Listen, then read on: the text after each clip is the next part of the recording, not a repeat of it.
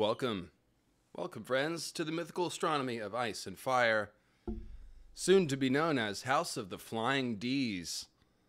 That's right. I think that's what I'm going to call my House of the Dragon coverage, which we are going to cover House of the Dragon. Thanks for asking.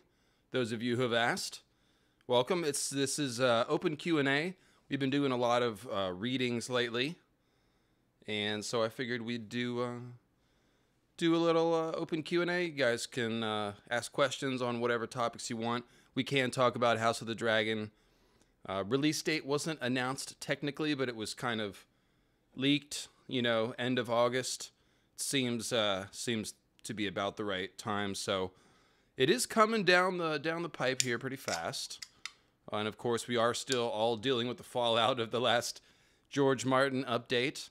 I covered that the last two streams, if you want to talk about that, but we're not gonna we're not gonna woe is me, woe is us without wins forever and ever, because that's not really productive. Of course, here at the Mythical Astronomy of Ice and Fire, we have always used A Song of Ice and Fire as a vehicle to learn and talk about symbolism, mythology, and that's dovetailed into storytelling and basically, the deeper layers of the story, but always tying it back into the story level. So while on other channels, they may be stuck talking about who killed who and who's actually who with secret parentage, we go deeper here, blah, blah, blah, blah, blah.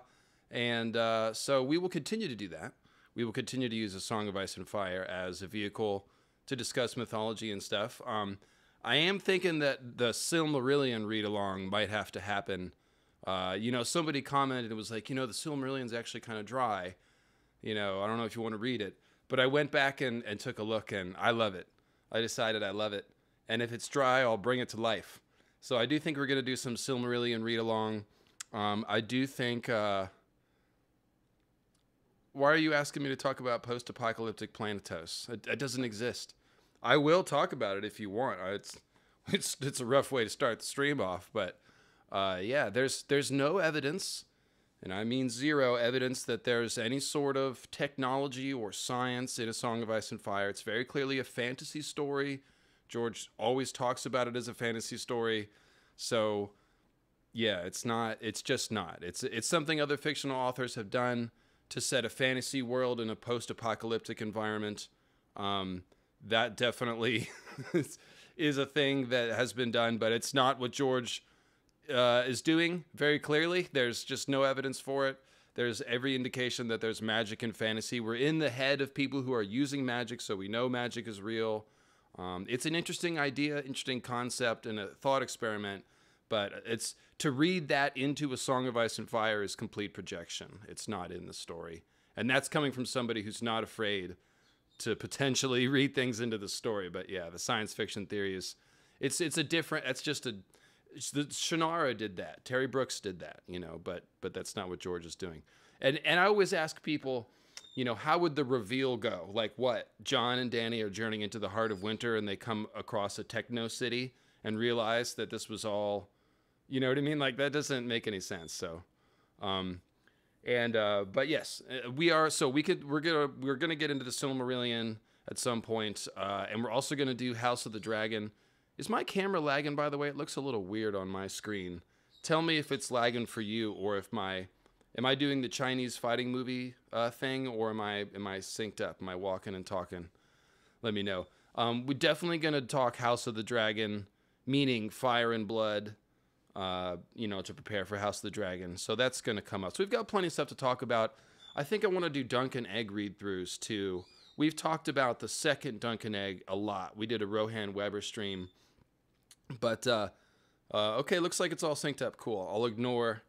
oh, it was lagging and now it's synced. Okay, I thought I saw a little something funny. In any case, let's see, where were we? Yes.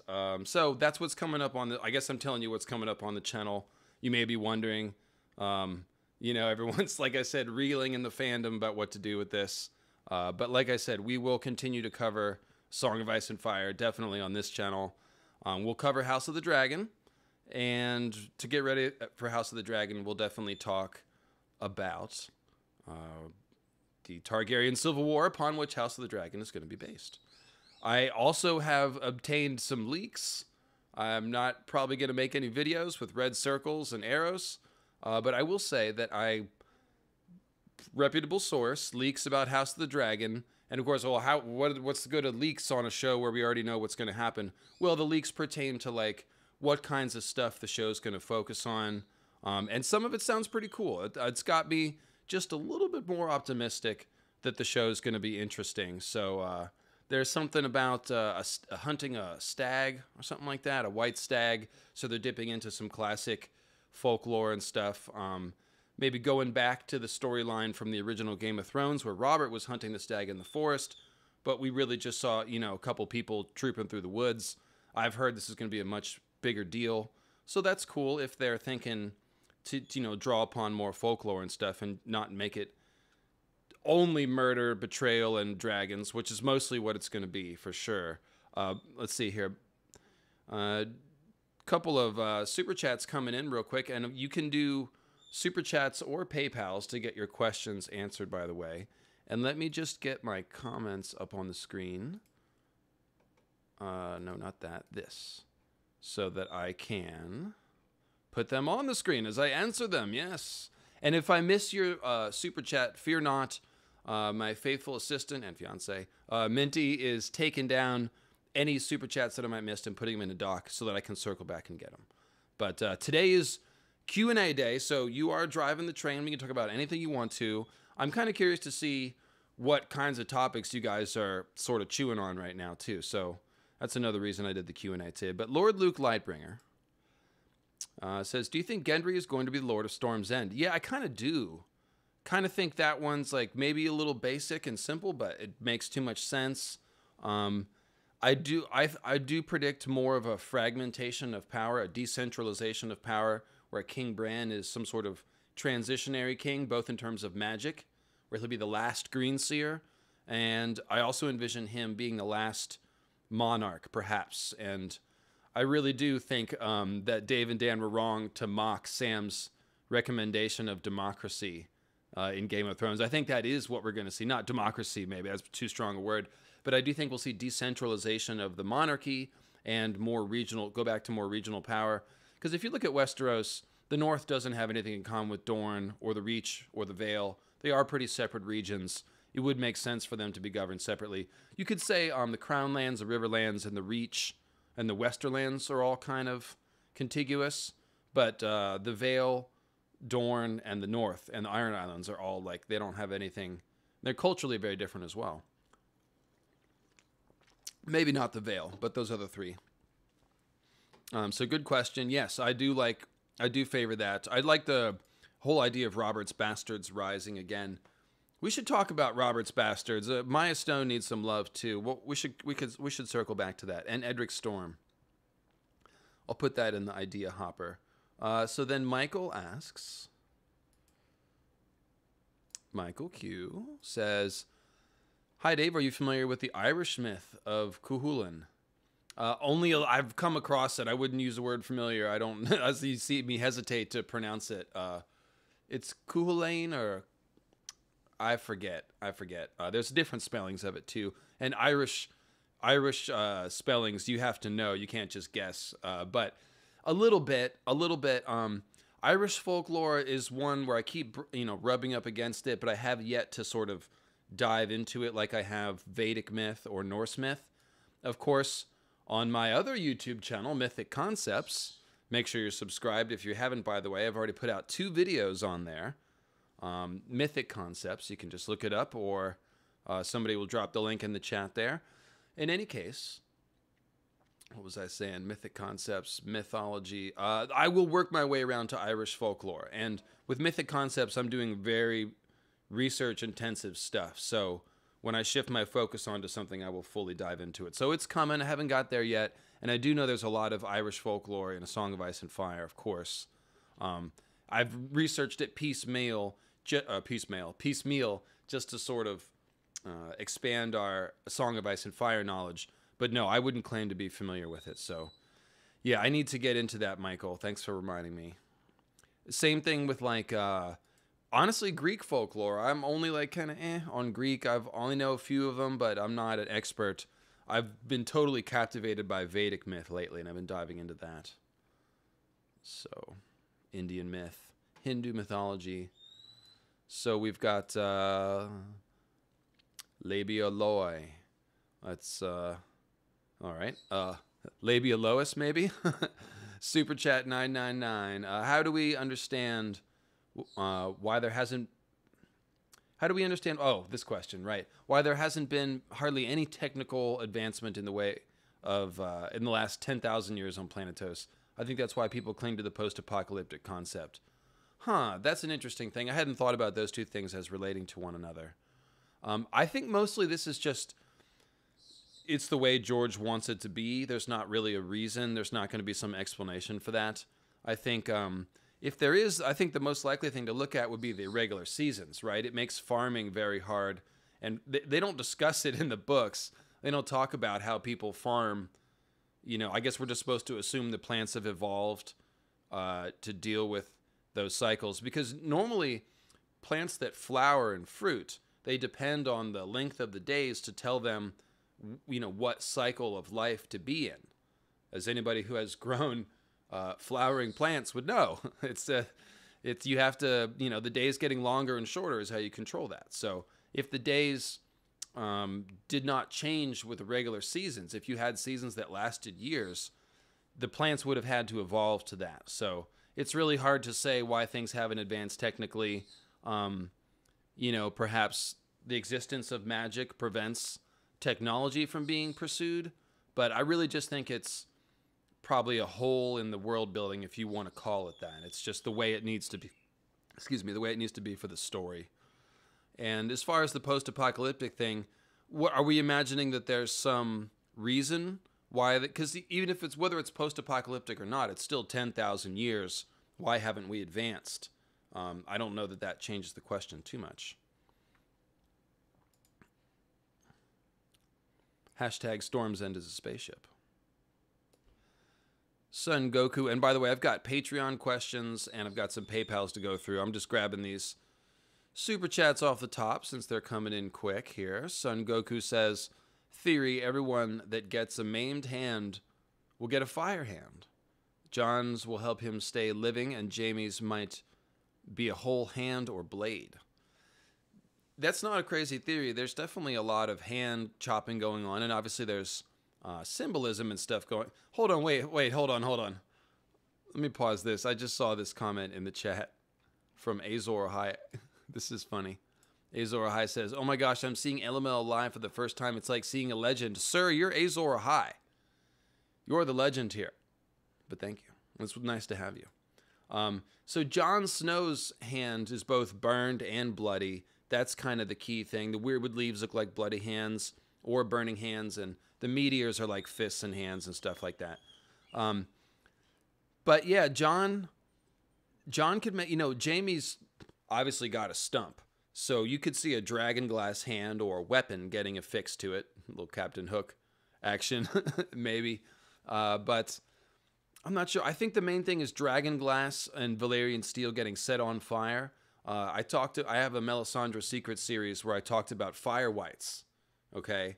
And there's a lot of foreshadowing that we'll get a Fire Night's Watch.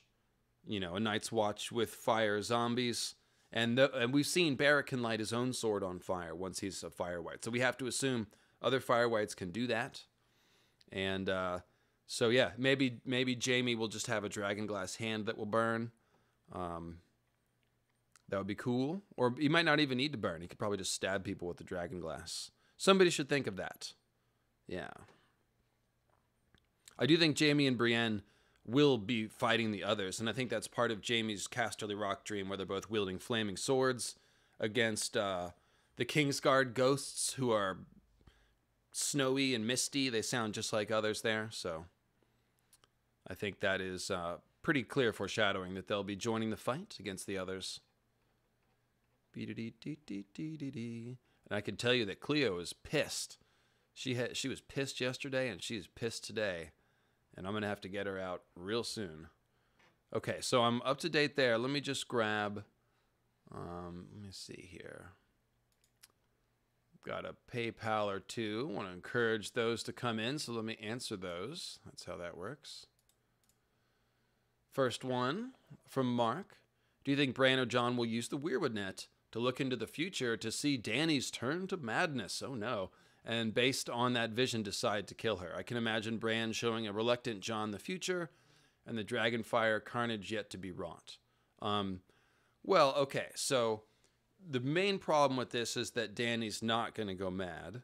That's the first problem, of course. I covered that in Who's the Real Dany video. That's just my opinion, obviously, but I feel strongly about it. And but let's say, well, the second issue with this would be it's horribly unfair. Obviously, you get into the whole Johnny Mnemonic issue of like putting people on trial. I think that's the Johnny Mnemonic. I might be getting my 90s cyber movies crossed up, but there's one movie, at least, where they're putting people on trial for stuff that they haven't done yet because they can predict the future or something like that. And so that's obviously morally problematic, but maybe that's something George wants to mess with. He does, sort of think about fate and time travel and how that screws with people and stuff. So we have also seen that the Targaryens and other people who can see visions in the flames or any kind of prophetic vision, it's always hard to interpret. So perhaps Bran could see a vision of King's Landing burning and dragons and things and misinterpret it and think that Dany is a threat. But of course, I don't think Jon will be killing Dany. So I covered that in the video. I don't want to go back to all those arguments, but I tried to very systematically go through all the foreshadowing and the evidence about Dany's character and stuff like that. So, next one up would be, but it is an interesting idea that Bran might be misinterpreting his Weirwood visions. That's not something that we've really talked about before. Melisandre has that problem, so why wouldn't Bran, right? Yeah, that's not a bad notion. Sorry, let me drag my mute button over here.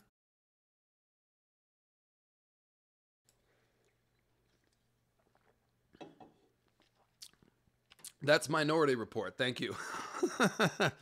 Totally getting my 90s cyber thrillers mixed up. But at least I had that feeling that I was saying something wrong, which I often have. Toastin says, what do you think of the Longclaw is Blackfire theory? I find it odd that it's not horrible, first of all. It's premised on the idea that why would the Mormonts have a Valyrian steel sword? They're very expensive. We know they won Bear Island in a wrestling match with an Ironborn, but they're notoriously impoverished, so how could they afford a Valyrian steel sword? That is a mystery, but it's one that could easily be answered. Any random Mormont from the past might have stumbled upon, some gold or some success or a tourney win like Ser Jorah and bought the sword at that time. So that's just something that could be backfilled with history, but it hasn't been yet, so it is a little bit odd. So maybe there's a mystery here. So the second point, Jor wouldn't be giving it to Mage, as she's... It's odd that Jor didn't give it to Mage, as she's now the head of the house. I think that Bloodraven kept it in the Lord Commander's chamber, and that Jor forgot about it and kept it hidden until the White Incident. Bloodraven could have taken it from Bittersteel when he captured him, and then decided to hide it so no Blackfires would have the opportunity to claim it again. The one obvious flaw in this line of reasoning is that Bloodraven would probably give it to Aerys the First if he did in fact have it. That's true. I could be wrong, but the idea of Jon using his family sword is awesome. So that's the core idea here. The idea that the sword of the Dragon Kings is now hidden as a wolf sword, just like Jon, is cool. Yeah, that is cool. Of course, all Valyrian steel swords are dragon swords, so it's still a dragon sword in the form of a wolf. It is still that. But I have suggested that what we might see instead is it's George Martin has confirmed that Bloodraven took Dark Sister to the Wall. So it's presumably in Bloodraven's cave, and presumably the point of all that would be to have somebody bring it back. And if somebody brings it back, like Mira or Bran, it could then be put in someone else's hands, when everyone is arming up for the long night. So maybe Bloodraven wants Dark Sister to be given to Jon so that he has a sign of Targaryen legitimacy. Bloodraven, no doubt, knows the truth of RLJ. He'll probably tell Bran before he leaves if Bran doesn't figure it out himself. So this could be something that Bloodraven wants to give Jon as a sign of legitimacy, or it could just be a Valyrian steel sword that needs to come back into the mix. But I have talked about that idea of Jon wielding a Targ sword in that context. However, I feel stronger that Blackfyre is with Illyrio and that he's scented in one of the chests. And even the ginger candy is symbolic code. There's a clue about Blackfyre in there if you go into the weeds. I forget what it is. But I think that Fagon will have Blackfyre, which is potentially why Jon would need Dark Sister as a sort of a symbol, perhaps. But I think the main thing with the Valyrian steel swords is that we're just going to need them to chop others or whites and hold them off until, you know, Jon and Dany can do their Frodo and Sam, go behind the enemy lines and do a magic thing, which, by the way, is how the story was going to end. Let me just dump that on you. I've said this many times, but, you know, since it's possible that we may never see the ending of this story in the books, I will tell you that I do think George was building towards a Lord of the Rings style ending, where you have a big battle going on at the gates of Mordor, meaning in Westeros somewhere past the wall, while Jon and Dany are going behind enemy lines on a magical quest to the Heart of Winter, much like Frodo and Sam going into Mordor while everyone's fighting at the gates of Mordor. So I've talked about that more extensively in Journey to the Heart of Winter and in the Winds of Winter predictions for every character video, but just in case you haven't heard it, I do think that's where it was going. So moving right along, yeah, so I don't think that's Blackfyre, but I do think Dark Sister could be used politically for a similar purpose. And I do think Blackfyre is coming back. So if Blackfyre is coming back in the hands of Fagon, well, eventually Fagon is going to lose it. You know, he's going to lose to Dany. So it could ultimately still end up in the hands of Jon and Dany. But I think that if Jon's going to get a sword besides, well, actually there's several. I do think he's going to give Longclaw back to Mormont, to Jorah, when Jorah takes the black as his father wished. But Jon's sword probably is Dawn, I think, which is the original sword of the last hero who was a Stark. Check out Dawn is the original Ice 1 and 2 for that story. But I think that Dawn is the one he's most likely to wield. And after that, it would be one of the Stark swords, Widow's Wail or Oathkeeper, or even a reforged Ice potentially. So, sorry if the video is stuttering. I'm not sure why that's happening. Maybe the internet's a little slow today. I've got no control over it. Hopefully the sound is good. It's just me moving my lips. So,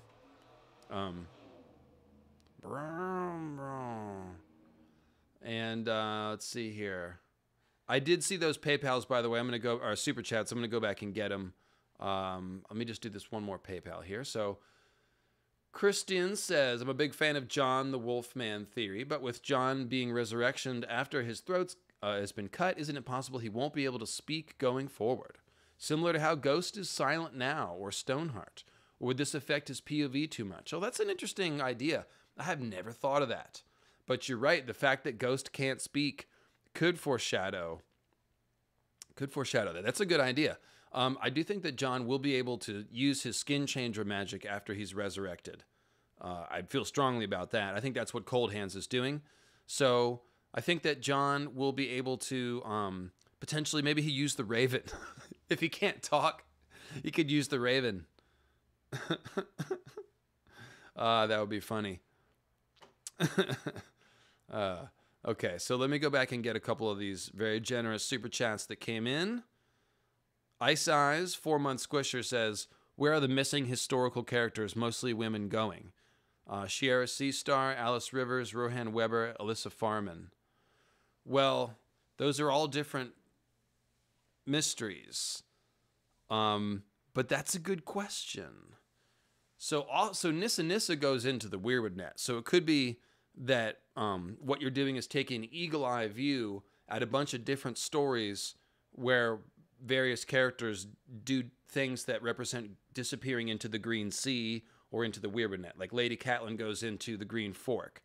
Shiera Seastar, I don't know where she goes, but it's right in her name, a star going into the sea. That's like Nissa Nissa going into the Weirwood net sea. Alice Rivers, she's a very strong... Oh, no. I'm sorry, Alice Rivers. That's the sorceress that Aemond One Eye has, right? Right before he fights Daemon. Is that correct? Let me just look this up. I think that's her. Yes.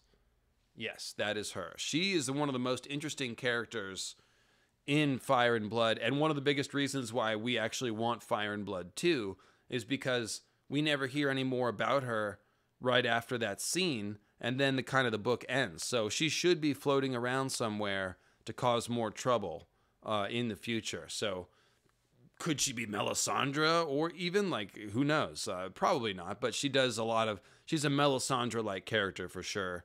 The Blackwood women are always doing Nissa stuff for the obvious reason that the Blackwoods are strongly associated with a Weirwood, and the name Blackwood implies the corrupted end of the Weirwood.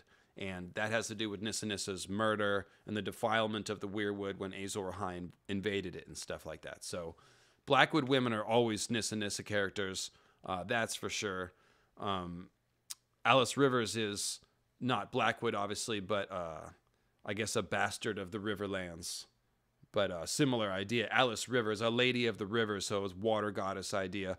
See, Rohan Weber, similar here, Spiderweb. Of course, the Spiderweb is a Weirwood net symbol, and she controls all the canals. Like the whole fight in the Sworn Sword is about damming up the river and controlling the canals and the water and stuff. So it's all there. Alyssa Farman, she disappears at sea too. Of course, she sails off into the sea, never to be seen again. So that's definitely Nissa going into the sea, for sure. And then later comes back as Quave.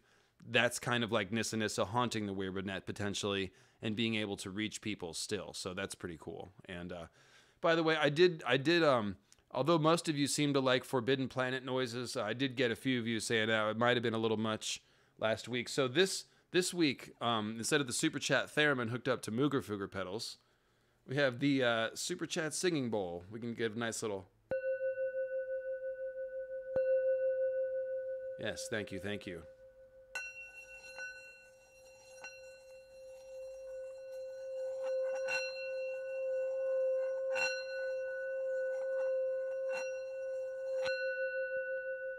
Yum. All right. I turned Om into yum. I guess I'm hungry. Okay, so we've got next up LSF. Oh, let me put these on the screen. Let me go back so I can do that. That is more fun when this question is up on the screen. LSF. So thank you, Ice Eyes Squisher. That is a good question. LSF says, have you ever considered a video on the rulers or nature of magic in a Song of Ice? Oh, the rules or nature of magic in a Song of Ice and Fire. I've done a couple streams about that. It's a very mythical force, but George seems to have an undercurrent of logic to it. I agree, a sort of rhyme to the madness. Yeah, I totally agree. We did a stream about that on my old YouTube channel, which no longer exists. So I should probably revisit that, yes. But there does seem to be... The governing principle is that everything is very costly. And if you want to use magic power, there's going to be a heavy price to pay. The question is whether you pay the price yourself or offload the price onto other people. So that's the difference between a predatory magician and someone who is, willing to pay the price themselves, more like an Odin figure. So that's the first rule of magic. But yeah, that's a good idea for something in the future, because George wants to keep it mysterious, but there definitely are, if not rules, at least principles. I would agree with that. Oh, Hal Rager with the Squisher joining up, signing up. Thank you, Hal. That is nice. Thanks for the nice emojis. Whenever someone becomes a Squisher, all the other Squishers should definitely flood the chat with nice emojis. That's how we do it here. That's how we do it. So, going back to my email, which is where the PayPals are.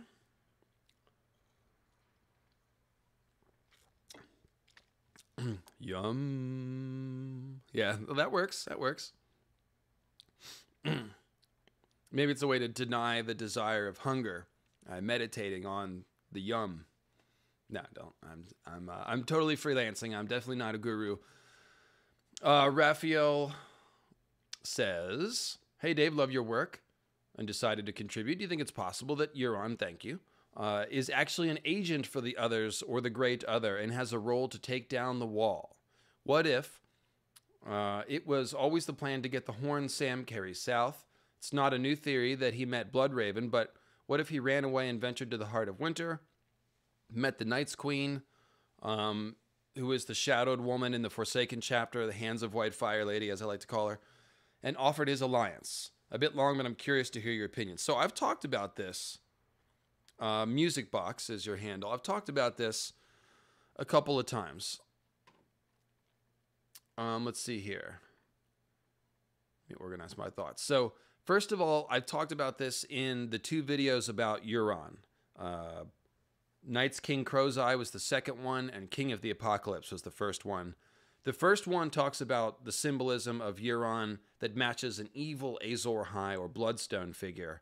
And the second video talks about his Night's King symbolism, because yes, as you're sort of pointing out here, he definitely has Night's King symbolism. I don't think he's done all this yet, though. I think these are things that are still going to happen. So the one thing that I think may have happened is that he may have been contacted by some sort of spirit of Night's Queen or the Great Other, who would be dead Azor Ahai in the Weirwood net. I do believe there are entities, Lovecraftian type presences, either in the Weirwood net, which may have 2 parts of it. Remember, there's an Others part, and there's a Greenseers part, and a Partition, it's seemingly.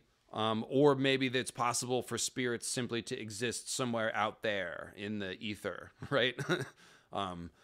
But there's definitely, I do think George is going to use that idea, and the top 2 candidates are essentially Azor and Nissa Nissa, who are probably also the same as Night's Queen and Night's King. So if there is some sort of plot line, the Inaluki plot line from Memory, Sorrow, and Thorn, from which George has borrowed many things, where there's an evil sorcerer or sorceress who's in the Weirwood net, and he or she either wants to control people or maybe even body snatch people so they can come out of the astral plane, then Euron is a prime candidate. If it's Night's Queen that's talking to Euron, then we should think about this as like the alien dream girlfriend scenario, the astral girlfriend, where Euron is being contacted by a woman only in his dreams, in his Shade of the Evening visions, and he is gaining magic and knowledge from her and is becoming obsessed with her, but she doesn't exist in the physical plane. That's a trope, and it's also sort of maybe the truth of Night's King and Night's Queen. When it says he went north of the wall, I think there's some clues that imply that actually what could have happened is that he went into the Weirwood net, and that's where he saw Night's Queen as the spirit of Nissa Nissa inside the net, if you will. But that's neither here nor there. So actually it is relevant. But the question is, so stepping back, Euron has a lot of symbolism that implies him as a Night's King, meaning a leader of the others figure. He's leading around the drowned men, who are spelled out as whites. What is dead can never die. His ships and his captains are constantly being called Euron's other ships and Euron's other captains. He's got the blue eye symbolism. He's got it just goes on and on. There's a lot. But assuming that I'm correct about that, the question is, what does it mean? Is he just parallel to Night's King, or is he actually going to have a role leading the others? Well, I think that when we're trying to ask those kind of questions, we have to think about the practicality. Like when we're trying to say, well, is this just symbolism, or is it really going to happen? Well, just think about the story. Does it make sense for Euron to somehow become a leader of the others? Well, it could. He definitely seems like he's becoming the primary villain and antagonist of the final act of the story. And it would be a good way to marry the political plot line and the White Walker plot line together if Euron is messing with sorcery and somehow becomes a doormat for the spirit of the Great Other to take over his body or control him or just maybe influence him. Or Night's Queen. Some sort of scenario like that I think could make a lot of sense and make it really interesting. And it could go even as far as Euron actually controlling the others. He might be crazy and hubristic enough to think that he can actually control them and use them as a force, you know, in his political games. Or it could be that he's just meddling with forces he doesn't understand. And for that reason, he's going to accidentally trigger the Long Night Apocalypse and release the others. So he won't actually lead them, but he will trigger their invasion. So there's several scenarios that could work for that. But yeah, check out the Night's King Crow's Eye, and then also check out the live stream I did after that called Warlock Lord. And I'm gonna go get Cleo because she's losing her mind, and I'll play the music for you so it's not dead air time.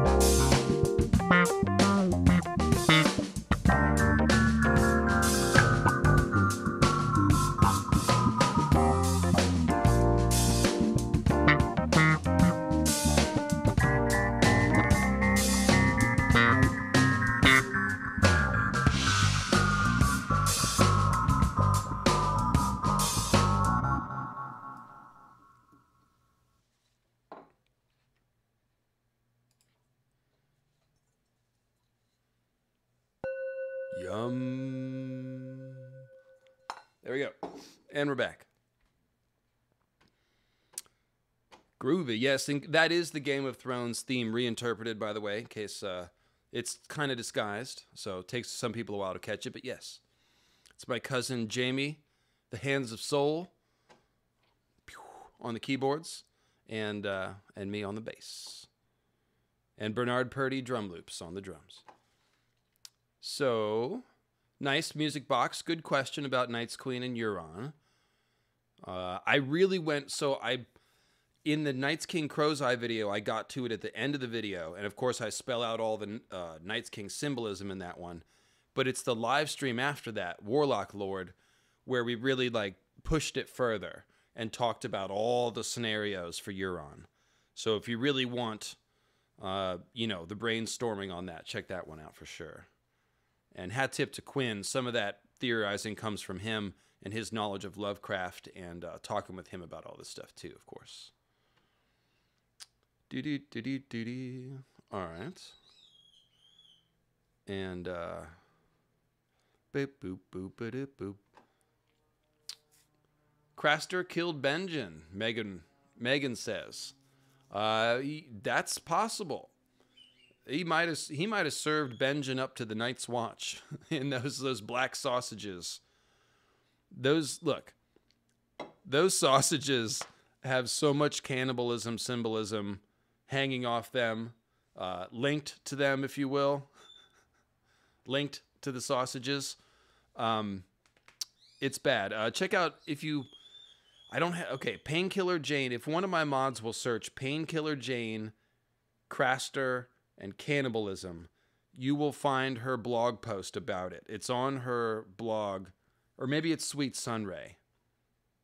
I think it's Sweet Sunray, actually. If somebody could track that down, anybody at all. I think it's either Sweet Sunray or Painkiller Jane. They're both brilliant, and sometimes I get their theories confused. But yes, the black sausages could be people. They could be Black Brothers, and they could be Benjen. Yes. The thing is that if that's the case, we'll never get anything confirmed about Benjen unless Bran figures it out in the Weirwood net. And I would like the idea of Benjen to be for us to find out. Either we just see him marching in the army of the dead, or it could be that he's turned into another Cold Hands. He is not Cold Hands, but the Cold Hands process is a thing. You know, John's going to become an undead skin changer, Night's Watchman. So maybe maybe it could be that that will happen to Benjen too. Okay, so let me see if I can dig it up. I hate it's such a good read if you guys are into this demented stuff.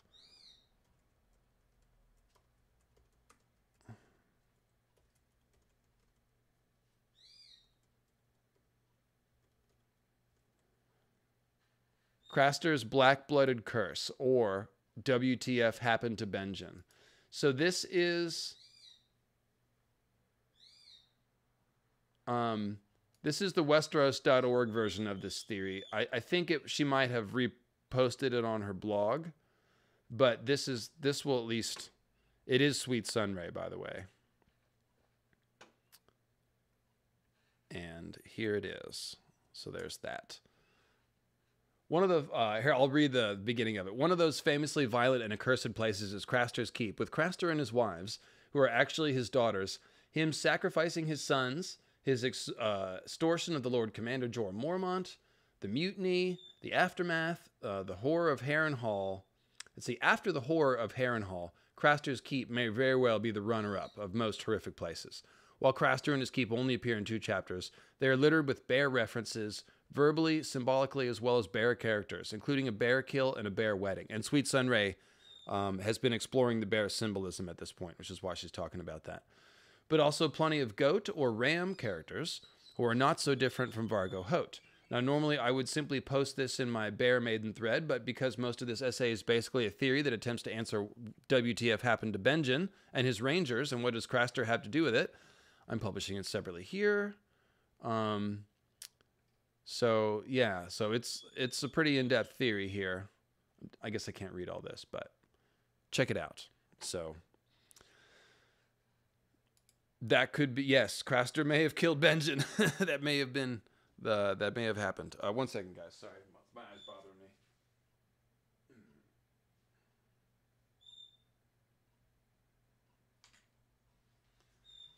All right, there we go. So then we got, let me just reset this here. Okay, so we're up to date on that. And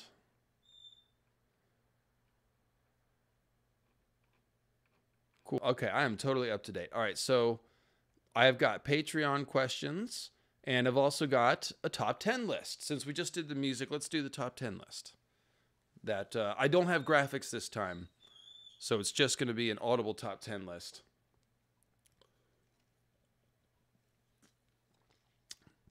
Last week's top 10 list was such a hit.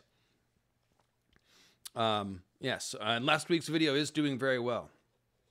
So now I will only talk about reasons why George is struggling every week. No, I'm kidding.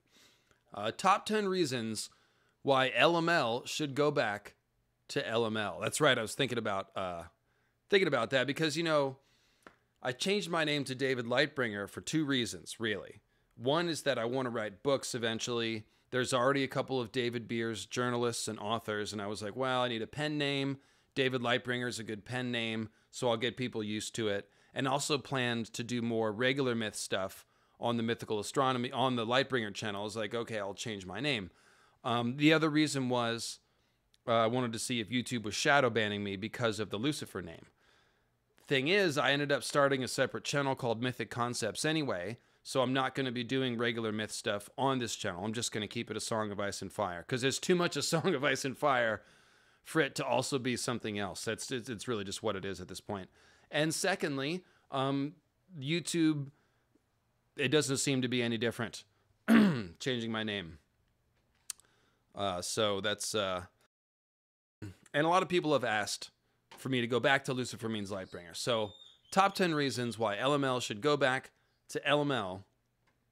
And of course, you can still call me LmL. Well, anyway, it's a good nickname.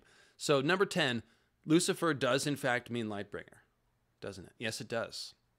Number 9, It's cool to have a sentence for a name. At least I always thought it was. You know, it's a sentence. Lucifer means Lightbringer. There's not too many nicknames that are a sentence. Number 8, people already have LmL t-shirts. That's true. Some people do. Number 7, people named Lucifer are good looking. And I'm just trying to ride the coattails of the handsome TV actor, but, you know, I'll take it. I'll take it. It's of Lucifer himself. If you look up any art of the angel Lucifer, he's always quite fabulous. So, number 6. It was my first ever post on Westeros.org. It was. I asked, what about the fact that the sword Lightbringer means Lucifer, who's a name for the devil? Is Lightbringer bad? Is Azor Ahai bad? I published that theory in like, I don't know, maybe like 2012 or something. Number 5, I play music, and Lucifer, of course, was the angel of music, according to some beliefs. That's outside the Bible. It's apocrypha stuff there. Number 4, LmL is metal, and it is.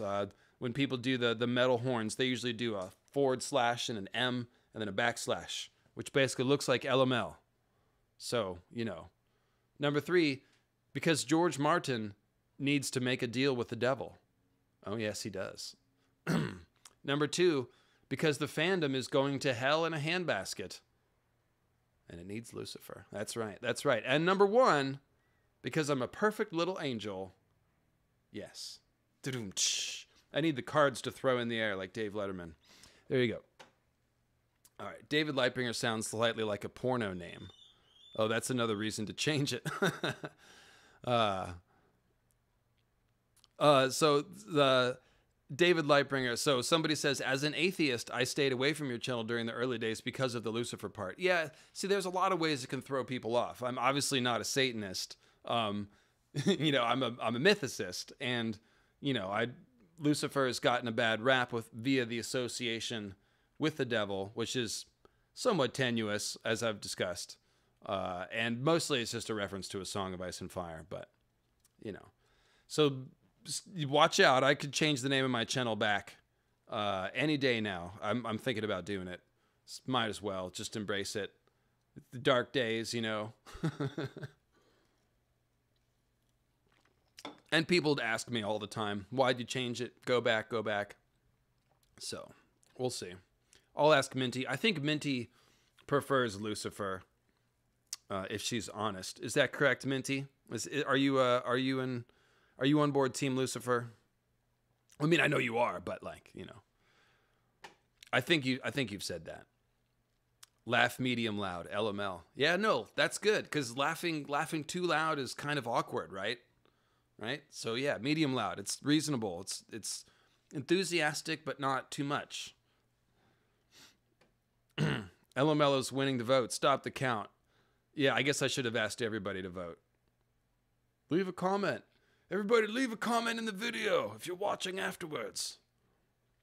And by the way, you guys, I just want to say, I've been begging you to leave more comments, you know, for months here, and you guys have done it.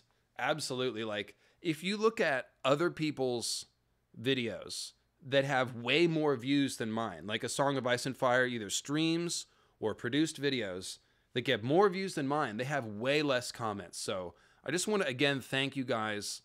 You are such an engaged audience. I wish I had 1 million viewers, of course, everyone does. But you guys are always representing in the comments and liking the videos and sharing them and encouraging me in the comments. You know that I care about that stuff. So again, just want to thank you guys and say that you're awesome. So appreciate you. Appreciate you.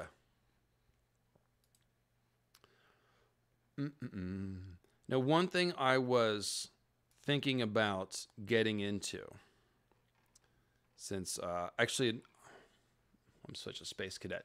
Let me do these Patreon questions. I've got a couple of things to. It's not a complete open Q&A. I have a couple of surprises for you. So, Andrew says, just want to hear your thoughts on The Shape of Punk to Come, which of course is a Refused album, landmark Refused album. And have you ever seen Refused live? No, I have not. Possibly my favorite live music experience. Yeah, no, they were a hard band to catch live. Their last couple of albums are really good too, though. I'm into their newer stuff as well, so I'm totally on board with Refused. Oh boy, Cleo, come here. Come here, girl.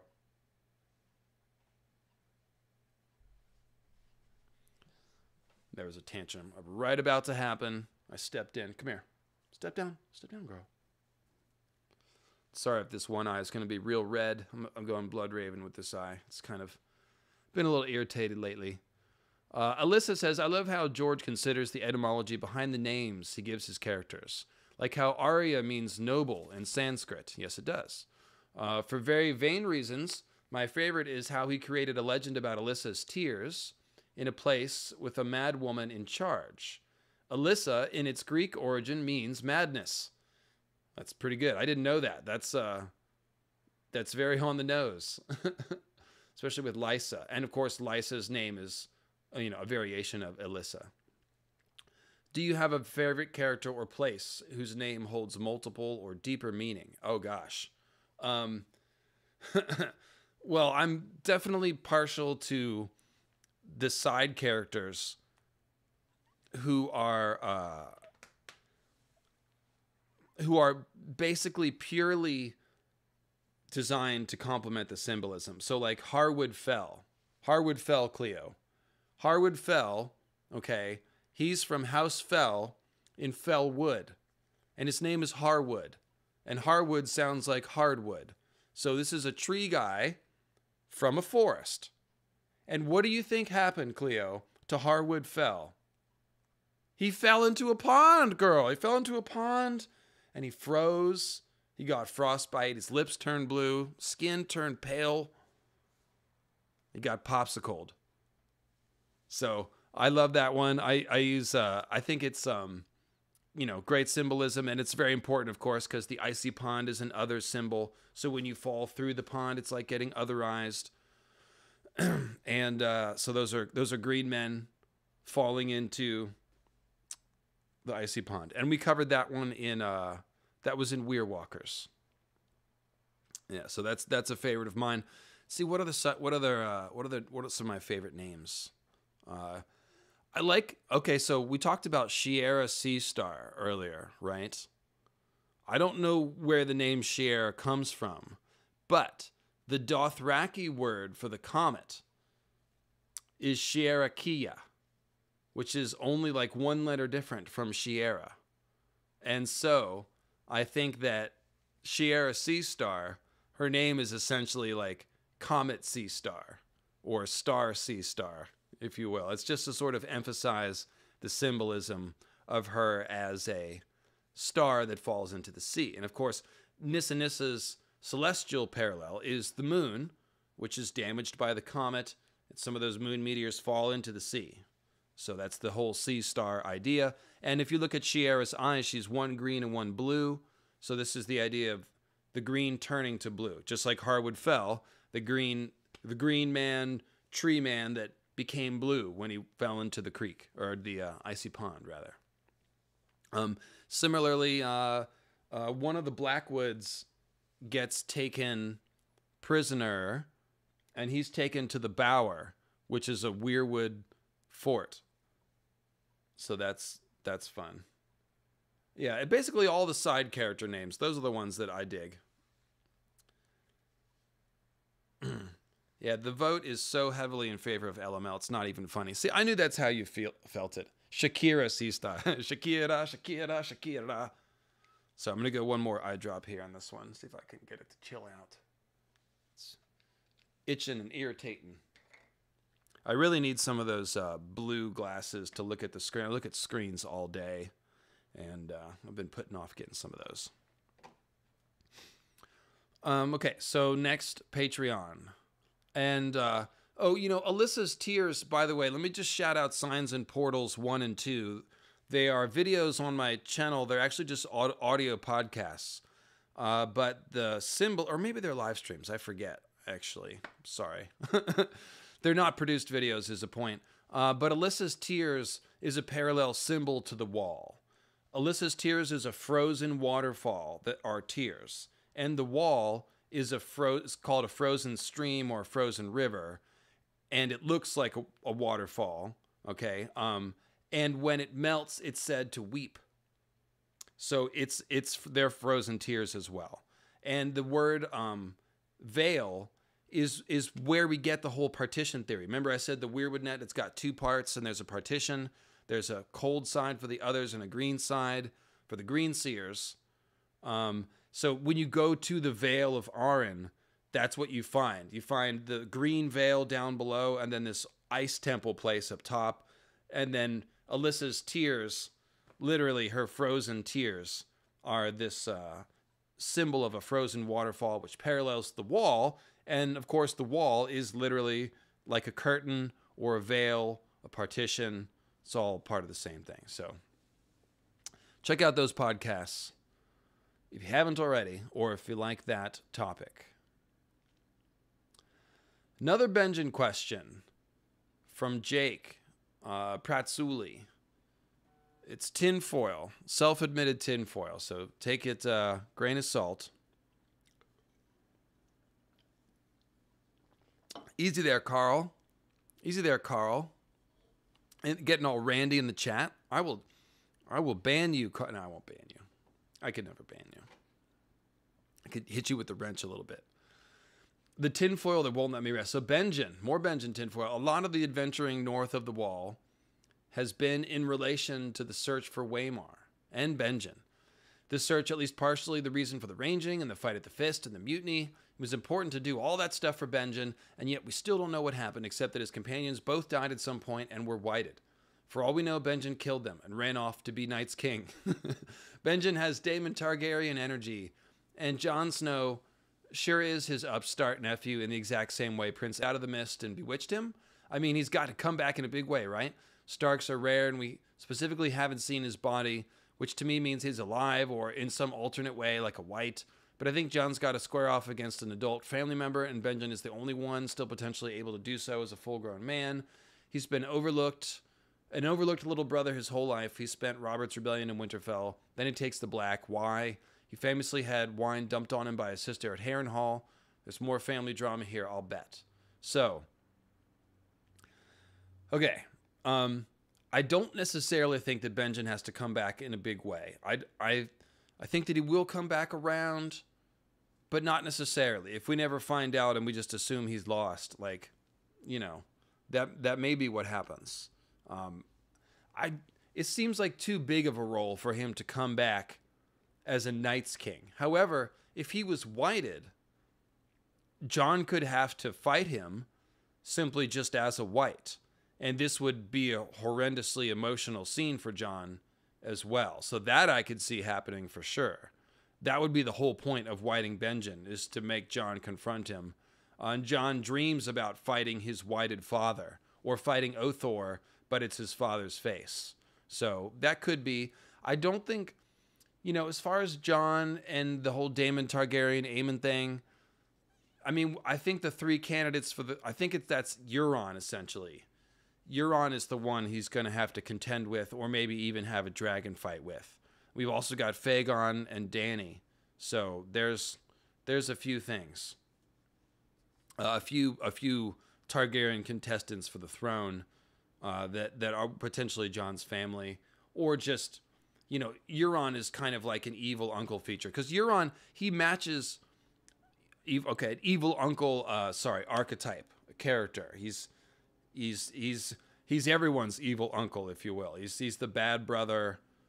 He's Asha's evil uncle and Theon's evil uncle. So main thing is that Euron matches Aemond One Eye's symbolism. He's got the one blue eye, the Night's King stuff, a lot of night black armor and clothes that he's wearing, and foreshadowing that Euron will end up stealing a dragon lines up with Aemond riding Vhagar, because Vhagar is a symbolic ice dragon, and whatever dragon that Euron steals, probably Viserion, is going to have the symbolic, the ice dragon symbolism as well. So now one thing I do want to talk about. So to answer your question, I do think Benjen will come back probably the biggest thing I could see was just Jon fighting him. Benjen is whited, and it's just a really emotional, awful scene. I don't think Benjen will be a Night's King or anything like that. But one thing I would like to talk about, and I'll save this until we finish the questions, is the potential parallels between the characters in the Dance with the Dragons, who are going to be in House of the Dragon, and some of the characters in the Endgame. Because I think there are some comparisons to be made, but they're not necessarily one-to-one. So I can talk about that a little bit. I should probably save that for a bigger stream and make notes, actually, and do a more thorough thing. But, for example, Rhaenyra, okay? Rhaenyra, most people pick her out as a parallel to Dany because she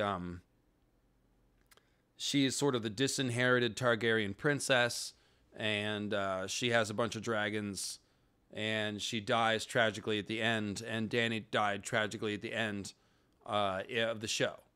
And there are some parallels to Rhaenyra and Dany, but as Bale the Bard once pointed out, Rhaenyra is a much better parallel for Cersei.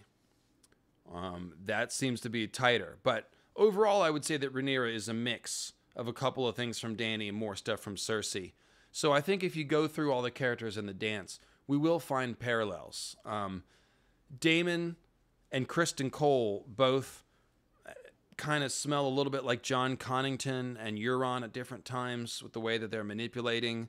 So I need to look at this a little closer and break it down. What's going on with Bolton? Everyone's talking about Bolton. It's the best. Bolton is the event horizon of tinfoil. It's like almost a practical theory. It kind of is, but it's still kind of tinfoil. It's right in that sweet spot. Are the dead things in the water really undead mer people with blood settled in their black tails? Hey, it's old new dude. What's up, dude? Good to see you, buddy. Yeah, so that's a good question. Honestly, I'm not sure. I think there's let's put it this way. Whatever the answer is, it's going to be weird, okay? If they're whited people that are somehow in the water, like dead people in the swamp, maybe Lord of the Rings, when you see the dead people under the water in the swamp, maybe George is thinking of that. If they're dead sharks, if they're whited sharks, which we got whited bears and wolves, why not a whited shark? It could be any damn sea creature that's whited. It could be these weird mermaids that we hear about that have black scaled tails that do make you think maybe they're white mermaids. Whited, as in undead. So any of these things are possible, or they could just be actual just squishers who look friggin' dead. Goddamn squishers, dead eyes, blubbery lips, rows of pointed teeth, and green skin. So yeah, they could be actual squishers, could be undead squish. You see my point. There's no answer that isn't like, what the... So... yes, I think the answer here is going to be something freaky, and maybe George will never tell us. Maybe it's just a weird line that Cotter Pike put in his letter, and we'll never know what the hell he was talking about. But yeah, great white sharks, says Carl Karsnark. Great white sharks. Yes. Dun dun dun dun dun dun dun dun dun. Good to see you, OND. What's up, buddy? All right, let me go back. I think there was one more super chat. Mighty Monarch Squisher, using the Squisher. Remember, if you sign up for Squisher, $5 a month, you get access to the cool emojis, you get your name highlighted with the Squisher icon, and you get one free super chat question a month. Super chat style, highlighted question, if you will. So Mighty Monarch says, love this community and all your channel. Do you think Fagon will realize himself that he's fake? Maybe after a bad reaction with Dany's dragons. So there's the two people that are the most interesting as far as how are they going to deal with the reveal of Fagon's fakeness. are John Connington and Fagon. It's interesting to see how Dany will deal with it, but it's more interesting to see, how John Connington will react when he finds out it's not even Rhaegar's son, because he's doing all this because he's obsessed with Rhaegar and his failures and stuff. And Fagon himself, who probably thinks he's real.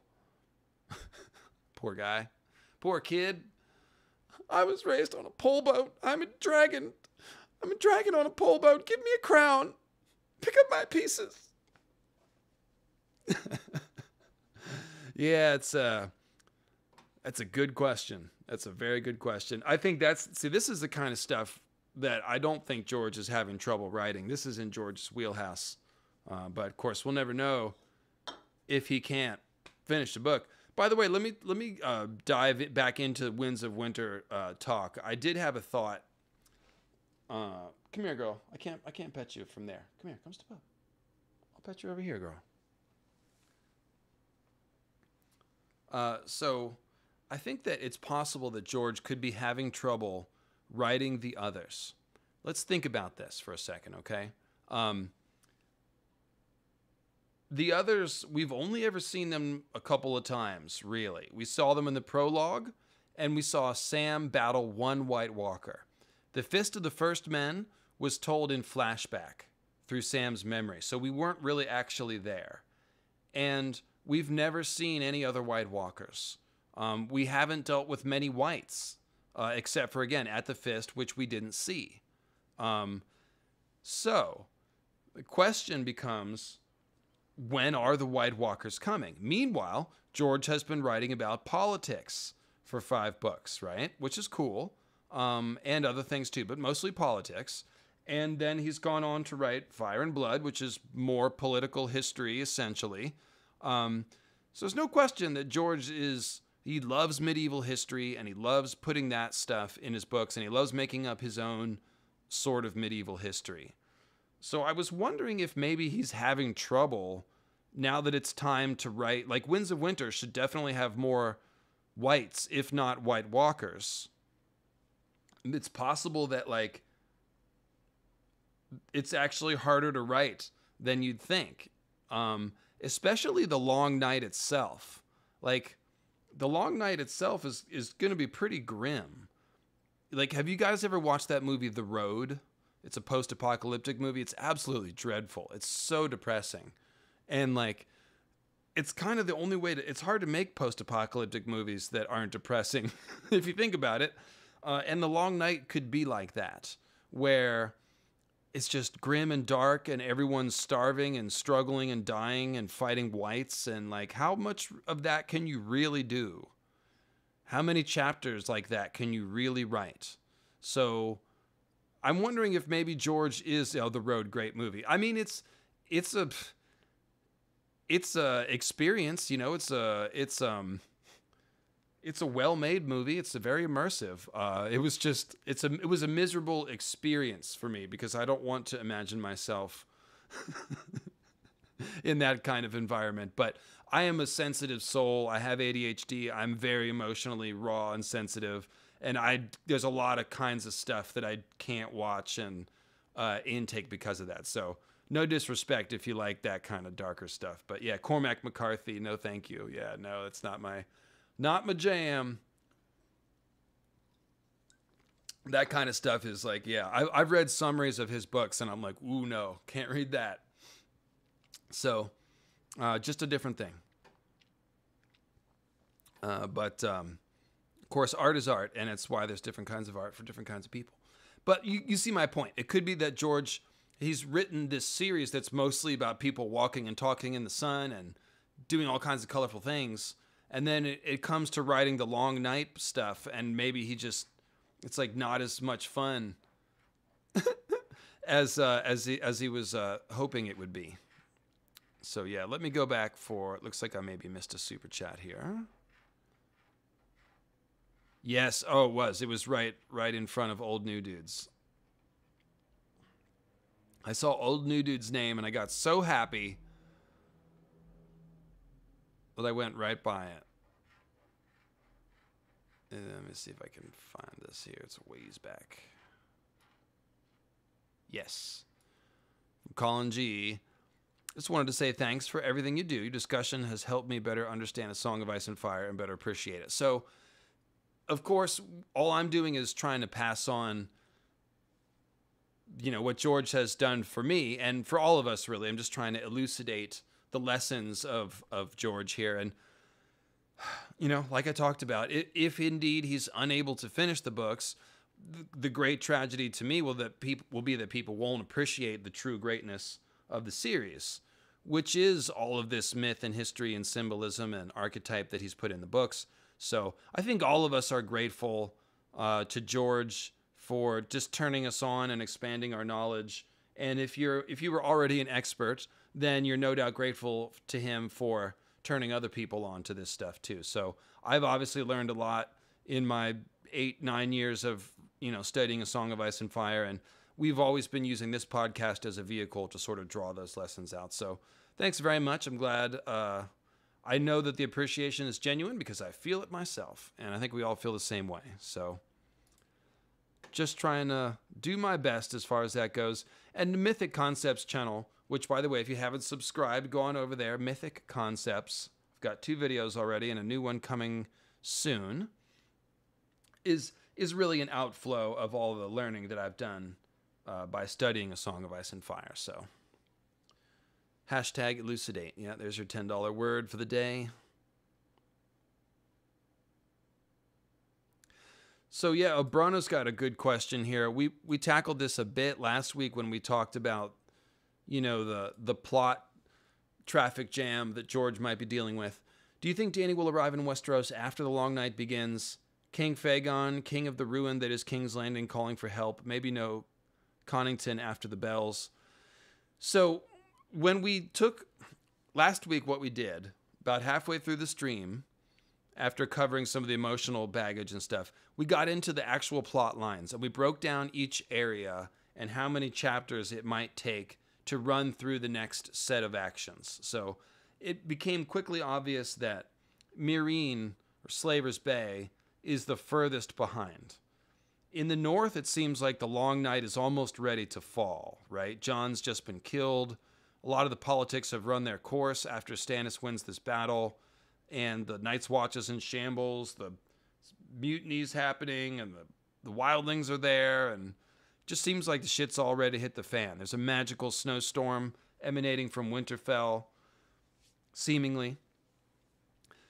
Meanwhile, Dany is still in the middle of a plot line that's supposed to take her all the way back to Vaes Dothrak, where she can gain control of the Dothraki, and then bring them back to Slaver's Bay, and then patch up Slaver's Bay, and then check out the bro council of Tyrion, Victarion, and Barristan, get on some ships, sail back to Westeros. These are many, many, many chapters that we have to go just to get Dany to Westeros. And we didn't even stop by Volantis to burn the inner city, which we need to do. Bloody slavers of Volantis need to be burned. So, slavers are highly combustible, as Dany has shown time and time again.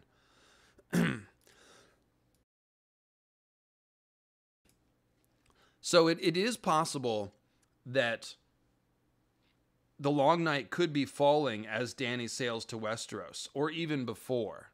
Although not much before, because it's pretty hard to sail with no stars and no sun or moon. So I do think she would get to Westeros before. Originally, I thought she would get to Westeros and then have time to play politics with Fagon and stuff, dance with King's Landing, talk to Jon, and then the Long Night would fall. But maybe that's not the case. Maybe it will be falling right as she gets to Westeros. Otherwise, George is going to need to stall a little bit or just rapidly advance Dany's story to catch it up with the rest of things. So that could be part of the issue that he's wrestling with.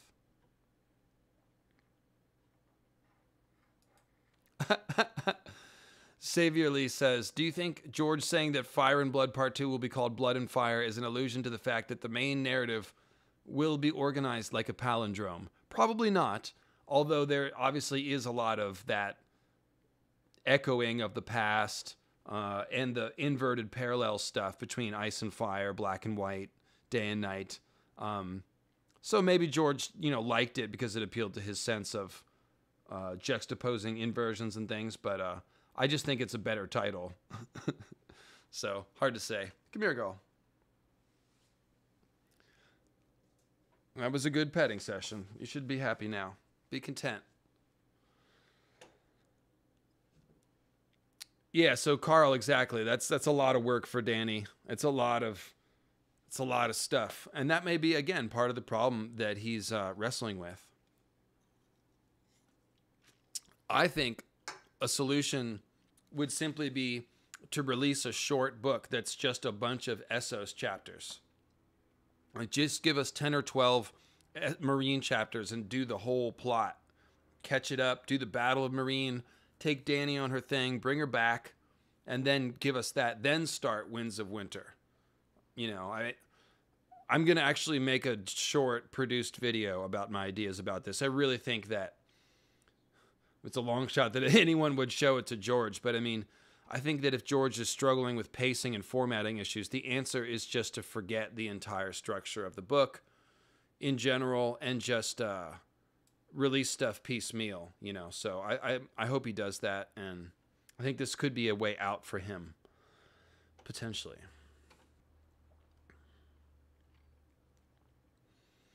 Libby on Patreon says, Leaf says the children of the forest sing the song of the earth.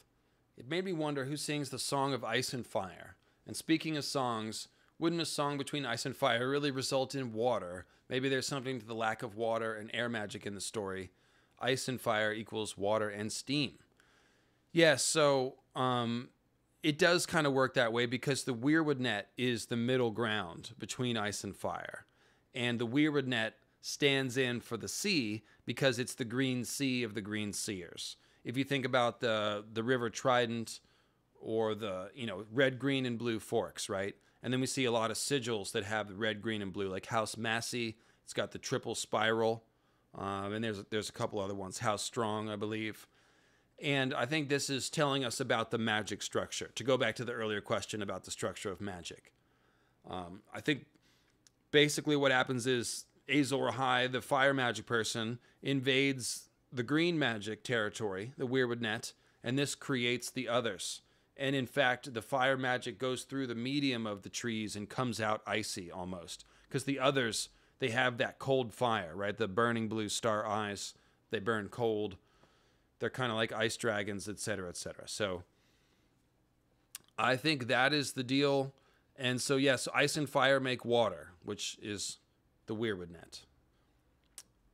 You could think about it that way. Green water or green nature, kind of similar ideas.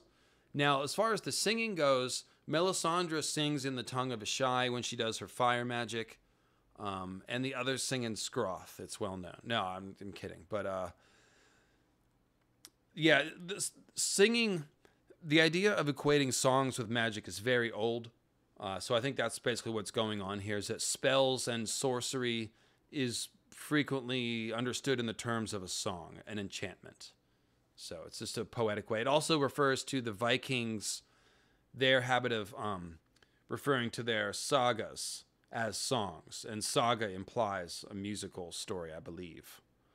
But yeah, a lot of their stories were called Song This, you know, a song that. So that's where the title of Song of Ice and Fire comes. And also, obviously, from the Robert Frost poem. So Gus says, do you think George will use House of the Dragon to tell part of the ending he has planned for the books? Well, only in the sense that, I mean, no, not really. House of the Dragon will be following the story of the Dance of the Dragons. But the Dance of the Dragons story, as I was saying a minute ago, definitely has parallels for the end game of A Song of Ice and Fire. But I don't think George will be doing new things to sort of tell us what the end of the story is because he couldn't finish the book. He did that with Elden Ring, apparently. Yeah. Yeah. In Elden Ring, there's a crater. There's a magic city inside of a crater. The crater is associated with a dragon that fell from the sky. There's a missing second black moon. There's basically all the mythical astronomy theories are in Elden Ring, apparently. A I wish I had a gaming system to play that game, but I don't. And it doesn't run on Mac. So can't play Elden Ring right now. Just don't have $300 to buy a Xbox or whatever it is just to play one game. So if anybody's got an old used gaming system that runs Elden Ring they want to send me, then I will play it and figure it out. But that's the barrier right now to me covering Elden Ring. I was thinking that I could just talk to people and watch the cutscenes, but people are telling me that the mythology is all through the story. You actually have to play the game. So I'm working on it. Maybe I'll figure out a way to play it. I don't have one as of now. So Gus says, second part of the question, he's mainly thinking about the origin and fate of the dragons, since that's an important part of the new show, that George might want to tell that story. So do you think we'll find out in the new show that the dragons were created to fight the others, or will it just be the Targaryen origin story? Well, one of the things that my leak source mentioned was that they were going to talk about Targaryen prophecy quite a bit, and potentially play on the idea that George hinted at, that maybe Aegon, the Conqueror, was thinking about the others when he conquered Westeros. George has a quote that implies, I think he said, like, oh, some people think that this, and it was like, no one asked that, really. Why did you say that? So it could be, it makes sense. If you go all the way back to Daenys the Dreamer, and Aenar Targaryen, who fled Valyria and set up shop on Dragonstone, Daenys supposedly was having prophetic visions. And we know that Targaryens do have prophetic visions. So yes, Aegon, he's a mysterious character. Much like Daemon Blackfyre, he's a little bit of an empty vessel. We see these great deeds that he does, but we know very little about him personally. We have to kind of extrapolate. So it is an open... I've always wondered why he conquered Westeros. There's not an obvious reason. He kind of just gets into a pissing match with the Lord of Harrenhal and then just starts conquering. He doesn't seem like a ruler that wants... He doesn't flaunt excess. He doesn't take everyone's wives for first night, or he's a pretty judicious, even keel kind of ruler and pragmatic. And it's just kind of why did he conquer Westeros? So it seems like George might be wanting to explore this angle, that maybe he was having visions or reading books and stuff like that. So that is one hopeful thing, that we'll get a little more Targaryen lore, lost book, dragon lore stuff in House of the Dragon. I do think that will happen, which is, again, one of the reasons why I'm slightly more interested in the show after hearing some of these leaks that my friend was telling me about. So, second question, Gus says, okay, here we go. So we need your help, chat. We got to name some kittens. Gus is going to adopt 2 kittens, and he needs to name them. They're rescues, and they were found near their dead mother. So it's a bit like the opening scene from A Game of Thrones, with the dead direwolf and the 6 cubs. One is a calico, female, and the other is an orange, male. And a friend is adopting the 3rd kitten, also a calico, but she has a name already. I'm looking for 2 names with symbolic meaning. So the orange male, I vote that he is Mully, after the Night's Watchman Mully, who has red hair and gives us all the great fire white symbolism. That's my proposal. And the calico female, I don't know. Chat, what do you think? What do you think? Let's name Gus's cats. Mully is my vote. We need the female. The female can't be Shaggy Dog. If you wanted to give it one of the wolf names, you could go Nymeria. A calico could work for Nymeria. She went to Sithorios, where they've got spotted wyverns and things like that. But I'll let the chat get in. Blood and cheese. JL Warad. That's terrible. That is terrible. Azor and Nissa, Nymeria Ghost, and Sir Pounce. Yeah, Sir Pounce would be a good name. Obviously, Nymeria is a good name. The Tullys have red hair, so yeah, you could give it a Tully name. Brynden.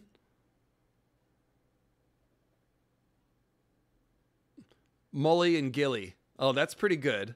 Molly and Gilly. Gilly for the calico. I like that, Josh. Swagger says Quave. Quave, I don't know if Quave is a good cat name. Maybe. Orange Cat, Land the Clever. Okay. Instead of Shaggy Dog, could be Shaggy Cat. That could work. Mercy. Oh, Catalin. Yes, obviously, Catalin. That's a good cat name. Fun fact, all calicos are female. Oh, okay. I guess I didn't know that. I feel like Nymeria is too easy. Tansy. Minty proposes Minty. So there you go, Gus. You've got a few ideas to work with. Let us know what you decide. Florian and Jonquil. That's not bad. Mercy Dean. Okay. Expanding on Mercy. Oh, Minty and Lucifer. Oh, Minty. Land the Clever is good. I like Molly and Gilly the best, but yeah. Well, Gus, let us know. I assume you're watching, so thanks for being a patron, and thanks for giving the chat something fun to talk about. Yeah, Shaggy Cat. That's another one. Mirimaz Purr. Okay. Okay. Went a long way around for that one. Mirimaz Purr. All right. The Hound. Yeah, just to be ironic, I named my parrot Goose, so yeah, why not name a cat the Hound? All right. Rutherford the Brave chimes up with a Grateful Dead reference. So there's a Grateful Dead song, Franklin's Tower. And Rutherford points out that every time there's a Franklin character in the story, they're associated with towers. And there's nothing else other than that, just that when George sees the name, thinks of the name Franklin, he always thinks of towers. So there's Franklin Fowler and Franklin Flowers. Franklin Fowler is the Lord of Skyreach, which got its name from its soaring stone tower. And Franklin Flowers has this moment in the Griffin Reborn chapter where it says, no more messages, he told Franklin Flowers in the yard. The next thing to come flying from that Maester's tower was the Maester. And then there's also Franklin Frey in the Mystery Knight. And of course, Frey is a house associated with towers. So for you deadheads, there's a new one. Nimble Dick for the boy's name. How can you not name her cat? You'd have to call her Catalin at least. Or you could name the cat Elaine. And then she'd be Cat Elaine. Catalin, Just as we observed, Arya uses the name Cat, Sansa uses the name Elaine, and if you put them together, it's Cat Elaine, which is Catelyn, which is their mother's name. So if you name the cat Elaine, it would be the cat Elaine, Catelyn. That could work.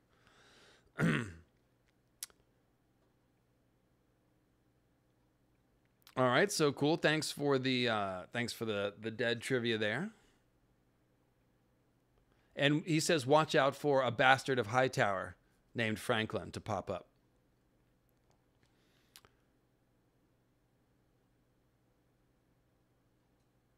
Unrelated side note, too. Something you might enjoy. Some of the guys from the Dead were big Joseph Campbell fans. Yes, I was aware of that, actually. Jerry and Mickey once did a joint seminar with Campbell over Halloween weekend in 1986 entitled From Ritual to Rapture, From Dionysus to the Grateful Dead. Oh, wow, that's cool. Wherein Campbell compared the Grateful Dead show to a Dionysian festival. Yeah, definitely. Jerry was once quoted as saying, "You need music. I don't know why. It's probably one of those Joe Campbell questions, why we need ritual. We need magic and bliss and power, myth and celebration and religion in our lives, and music is a good way to encapsulate a lot of it." Yes, it is. Yes, it is. Music is one of the most magical activities that people can participate in. I'm a strong believer in that. I think playing music, dancing, singing, chanting, all those things access a lot of the same type of stuff that meditation, deep meditation does. And that's why shamanic rituals are always involved music, chanting, drums, singing. So yeah, very cool. Thanks for adding that. And Jerry is right. Are there any characters who I think are misunderstood or perceived differently to how you see them? You mean like by the fandom or by other people in the story? Trying to think, who do I think is misunderstood? Well, Renly a little bit. I mean, I'm kind of on the Renly did nothing wrong bandwagon. He made a couple of mistakes, but for the most part, he would have like wrapped everything up pretty quick and then started feeding people if it weren't for Stannis' sorcery. And he also had the right advice for Ned. So I think Renly's a little mistaken. I definitely think Catelyn and Sansa get too much crap. Catelyn is more deserving of criticism, but some of the criticism is so over the top and emotional that it just seems deranged. So I think that is a weird dynamic that's out there. But Cat just definitely makes mistakes, just like many other characters. I think Cat and Ned go in the same boat. Like, they both made a lot of mistakes, even though they're basically, pretty good people, but whatever. So I also think it's really weird how people make so much of the Catelyn Jon dynamic. I think that's really strange. There's like one line about how Cat was cold to Jon, and then we see she's mean to him when Bran is in a coma there, and she says that horribly spiteful thing to him. But she's like, you guys need to understand medieval politics and stuff, first of all. Like, Ned bringing the bastard home that's older than her children was really bad to do to her. Like, it was to her and just to the whole house and the politics of it. Like, it was very awkward and difficult. And Kat brings it up when she talks about the Blackfires, when she's talking to Robb about Jon Snow and how the Blackfires had 5 generations of war because it wasn't clear who the heir was. So it's not just Catelyn being,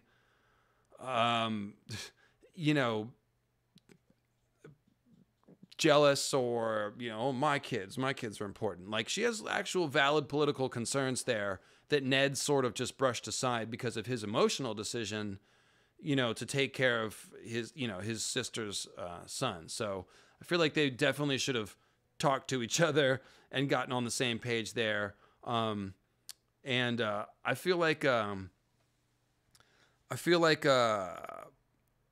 also, like, in that scene where Bran's in a coma, it's like, just try to imagine your kid's in a coma for a second. And I think we could say that Catelyn might have overreacted there or been emotionally raw. You know what I mean? Not that excuses it, but I think you have to understand the situation. So I think there's valid criticism of Cat again. Both her and Ned get criticism, but I also don't think it's, I don't get why people hate her chapters or hate her character. I find her really interesting, and I think she's a very important archetypal character as far as being a mother, because all these sons are dying. We've got to see the mothers, of these children. It's such an important part of it. The people that watch their family members go off to war and can't do anything about it. It's very important part of the whole dynamic. So. And that leads right into the character of Stoneheart. Lion says, does Tyrion's time skip in the boat mean anything? So we did a stream about this, actually. We read that whole chapter, Tyrion on the Rhoyne, Bridge of Dream it's called, so check that out. It's a pretty recent one, so you can just click the videos tab and scroll down a couple of lines, and you'll see that one, the Bridge of Dream. We talked about it at length. I talked about it both practically and from a symbolism point of view. The main thing is symbolism, I think, because the river is spelled out as the river of time. Tyrion talks about we're going backward in time as we go down this river, and then it's got a time loop in it. So there's a lot of Weirwood symbolism going on. I also think it's a way that George can make his magic seem more mysterious, because, again, he doesn't want it to seem intelligible. He wants it to be mysterious. So he gives us this thing where there's no explanation for it. There's no way to understand how you go under the bridge and then end up back. Like, there's a warp, there's a reality ripple or something like that. We're not supposed to understand. So it's a bit of inexplicable mystery that George is putting in to remind us that we don't have everything figured out. And sometimes stuff is just weird when there's magic. So we don't know how it happened, but somehow there's a weird rift on the river.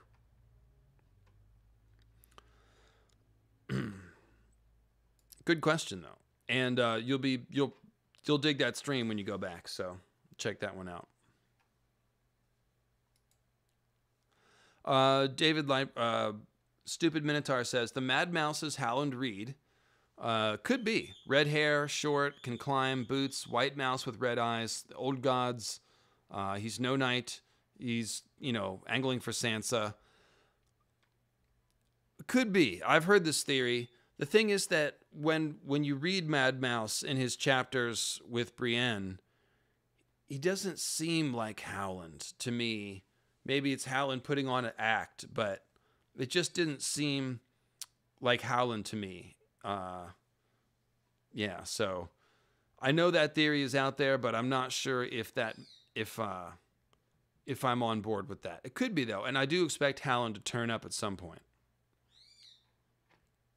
For sure. Thanks for putting the Bridge of Ships link in there. Hey, what's up, Ryan Rhino Madrix? What happened is daylight savings time happened. If it seems like I'm streaming an hour earlier, it's weird thing. It's a thing we do in America because of farming 100 years ago, and actually a lot of countries do it. They shift back and forth. So yeah, our daylight savings time happened. So I'm still on Pacific time, but now I'm 7 hours off from GMT instead of 6, I believe it was. So this is the time going forward until it changes again in 6 months. Hey, Squisher King.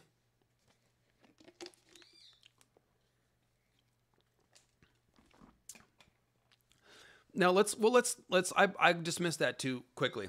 If it would make sense for the Mad Mouse to be Howland, because this would be a way for Sansa, her plot to intersect back with a bunch of other plots. If it's Howland, then potentially Sansa becomes involved in the RLJ politics, which will eventually involve King's Landing and Winterfell. So that could be very interesting. And that could also facilitate Sansa reconnecting with her magic, which I do think will happen. I think that all the little bird stuff is setting up for her to skin change ravens. I think Bran will contact her and awaken her magic at some point. I don't think it's going to go too crazy. I don't think she's going to turn into a crazy sorceress or something that doesn't really match her character. But I do think she will learn how to use birds to send messages, or to, because she's a political minded person. So being able to use birds would suit her, actually. So maybe Howland has something to do with that. I could see that. But the main thing is that would be a way to bring Sansa's plot back to the north, back to the Starks, back to RLJ, King's Landing politics. So that really could work. That could be good.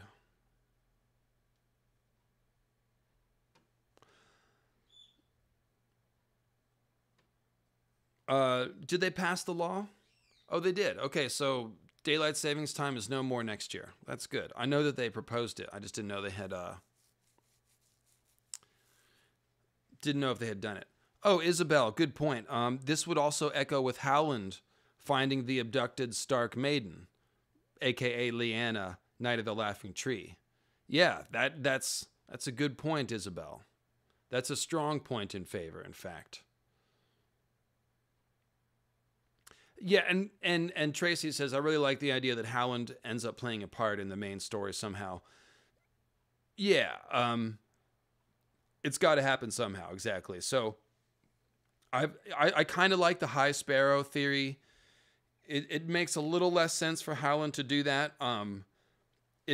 But also, we don't know Howland, so maybe Howland does have strong feelings about justice and corruption, and so his High Sparrow routine is heartfelt or whatever. But this makes more sense for him to be the Mad Mouse and for his plot to involve Stark children, specifically RLJ, bringing Sansa back to the north. Yeah, that does make a lot of sense. So I guess I do like the theory. Although, should Howland Reed have red hair? I know it's good Weirwood symbolism, but I have not heard of, neither Mira or Jojen have red hair, so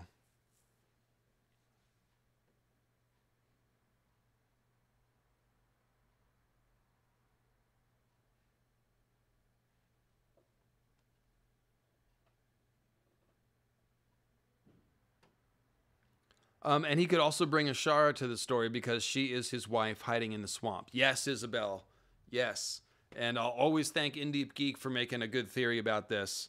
It's been a long fan theory, and I definitely think that Ashara Dane, the most likely place that she is that she's Diana Reed, and she married Howland. Somebody got a happily ever after. It was Ashara Dane in the swamp, and that's cool because it would be Mira and Jojen half Dane, which is cool. So they don't have any of the Dane genetics, which is disappointing. But let's see here. Jojen is hinted heavily to be a redhead. He's got mud brown hair, I thought. What do you mean, stupid Minotaur? That's the guy's handle. I'm not calling him names. So, yeah, people like both of those theories, Howland and Ashara. These are definitely characters that we need to come back into the mix. We need, even more than Benjen, we need to find out about Howland. I'd say Ashara and Benjen are probably similar on the we need to find out about them level. Cool.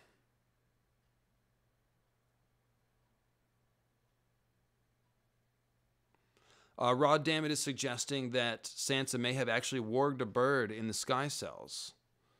I'll have to go back and look at that. I'm open to that. I'm not open to the idea that she's controlling men with her skin changer power, as some people would suggest. That's a weird theory, but I do think she's going to be able to use birds at some point.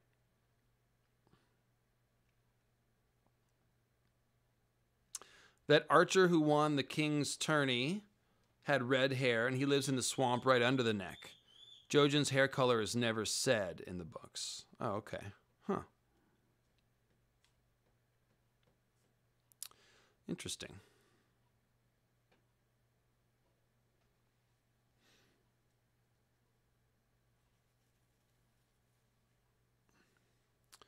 Let's see here. Let me check on a couple of things. Check my email. Oh, I did get a couple.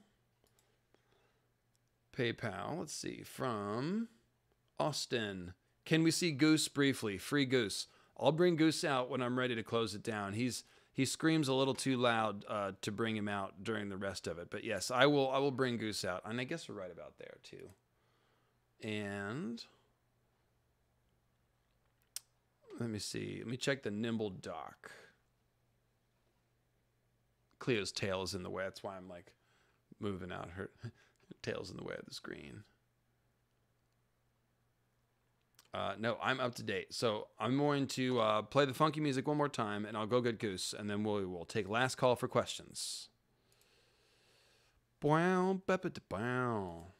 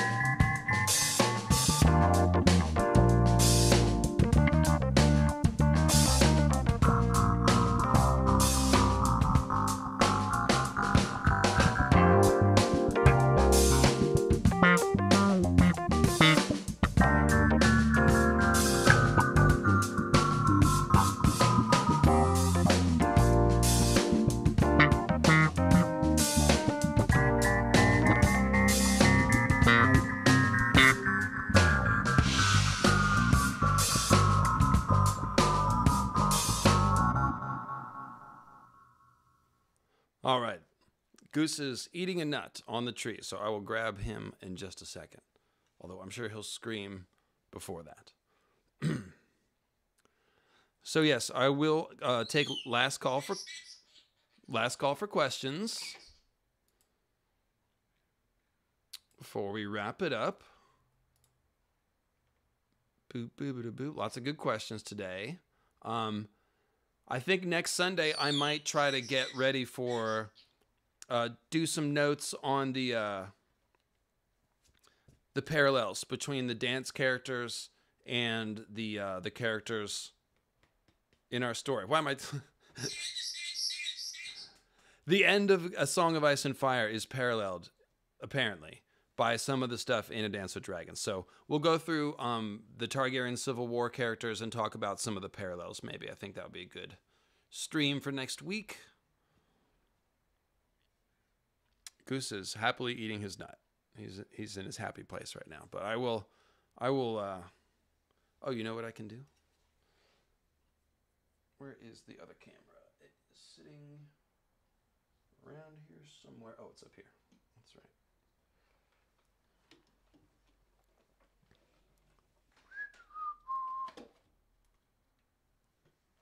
Let's see if we can go to the Goose cam. There he is. There's Goose. And there's Barack Obama on the bookshelf. There you go. There's Goose. There you go. As requested. Yeah, wipe that nut butter off your beak. Your beak's all oily, Goose. You have an oily beak. Your beak is oily. There you go. So there you go. I forget who asked for Goose, but there it is. Here I come to beat the Missandei is a faceless man drum again. Oh my God. Why? He did put a Beavis emoji there. No, sweet Missandei. No, Missandei is not a faceless man. She's a 10-year-old girl with a very important emotional story. She's definitely just what she seems like. It's a very important plot line. Missandei, it's because remember, her brothers are in the Unsullied. So she's providing us an important window into Dany's empathy and her relationship with the slaves and all that stuff. So yeah. Oh yeah. Hey Goose. What are you doing, buddy? I want more Goose cam. I'll just keep talking. Yeah, so you can see I raided my bookshelf to assemble my assemble the books behind my current setup. Yeah, Missandei is just a smart girl who speaks a whole bunch of languages. That's right, Isabel. That's right. She doesn't have to be magic. She's just very clever. What's the top theory on where Benjen is? I don't think there is a top theory. I think there's a whole bunch of craziness.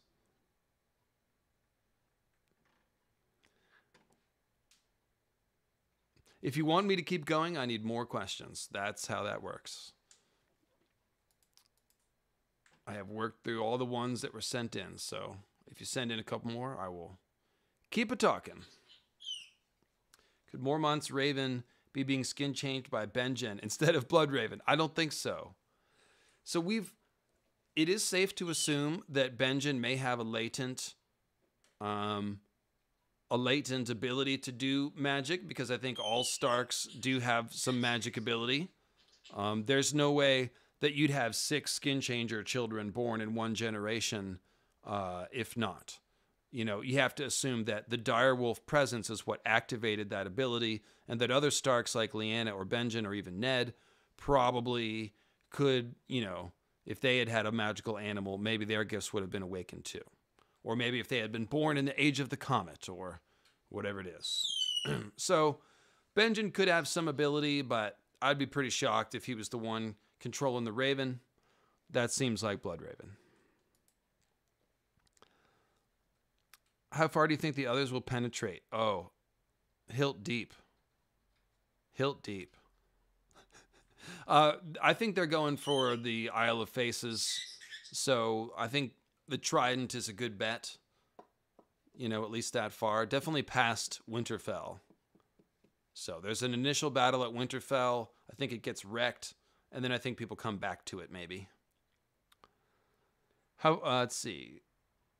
No, I don't think the Essos angle of the Others invasion will be covered. I don't think we'll have any POVs in Essos by the time that the Long Night is falling. Have you read The First Law by Joe Abercrombie? No. No, I have not.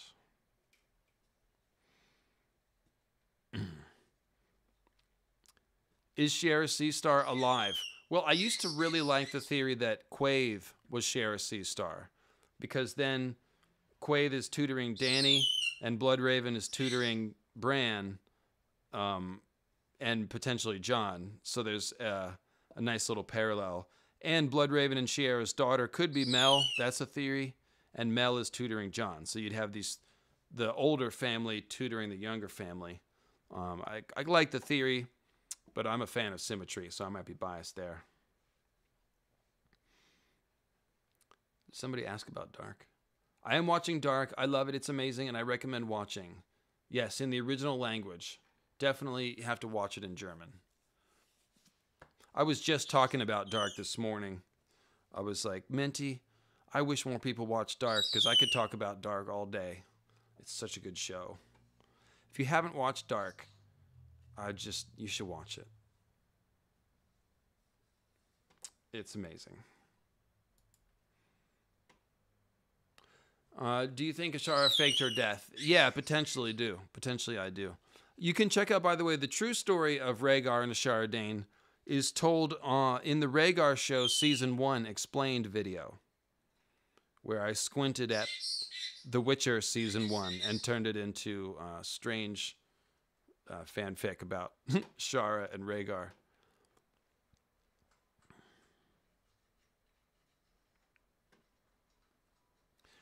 Will the Lovecraftian elements be featured in Winds of Winter? Yeah, I'd have to assume so. Regular cam, please. Okay. Are we tired of looking at the birds? Hey, Goosey. Look at you out here while we're streaming.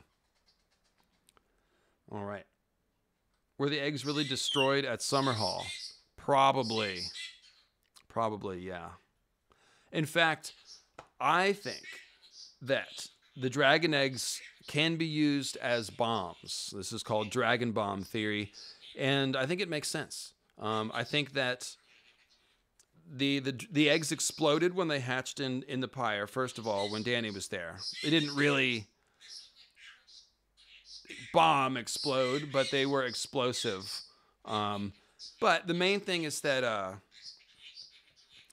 the Doom of Valyria and Harrenhal both could be a dragon thing and a dragon bomb thing. And yes, why did Summerhall explode? I guess that's really the main clue. Like, why did Summerhall, like, was it just wildfire that got out of hand, or sorcery, or was it maybe that if you do the wrong thing with the eggs, their fire energy can actually be explosive? And then if you look at the Doom, part of what made that even worse could be all the magic and dragon eggs that were there. But it's more about the Hardhome thing. It's about that Maester that was at Hardhome and then went back to Old Town and wrote down a bunch of stuff and then went right back to Hardhome. Then sometime later, the Hardhome disaster happened. Although we're not told exactly how close those two events are in time, I like that idea that that was some sort of an experiment with dragon bomb technology. But that's pretty tinfoil. So, did the Maesters cause Summerhall? They could have. They could have had a hand in it. It could have been. It fits with the idea that they helped provoke the Targaryen Civil War in order to get rid of dragons. So, yeah, that could make sense. Do I have theories about the High Sparrow? No, not other than the Hallen theory. I don't know that wildfire is incompatible with dragon eggs. It's just that that's not how you hatch dragon eggs. It's not a matter of wildfire. So wildfire plus sorcery is going to be explosive. That could be enough to explain Summerhall. Absolutely. It could explain it by itself. Does warging go both ways, or does Second Life go both ways, is really what you're asking. Can the animal live on in their human counterpart? Would it be possible to make them more feral? Well, the only time we see that is Sansa. Sansa's wolf dies, but Sansa hadn't really opened her connection with the wolf yet. Sansa definitely doesn't feel like she has a wolf inside her. Or I don't know, maybe I'm wrong. Maybe she does. But she's not feral or anything. So, yeah, I'm not sure. I don't think so, but maybe. It could make sense. We just don't know.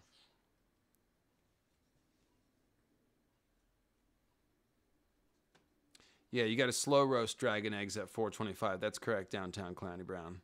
It's like a pork shoulder.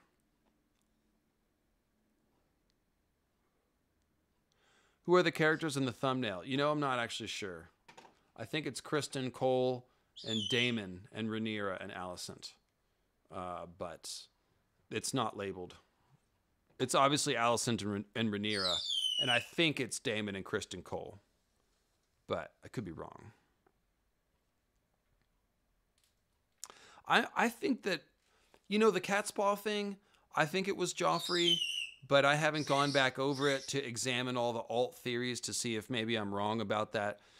The one theory that someone threw at me was that it was Peter Baelish, but that theory depended on Peter actually having like green seer powers, which is not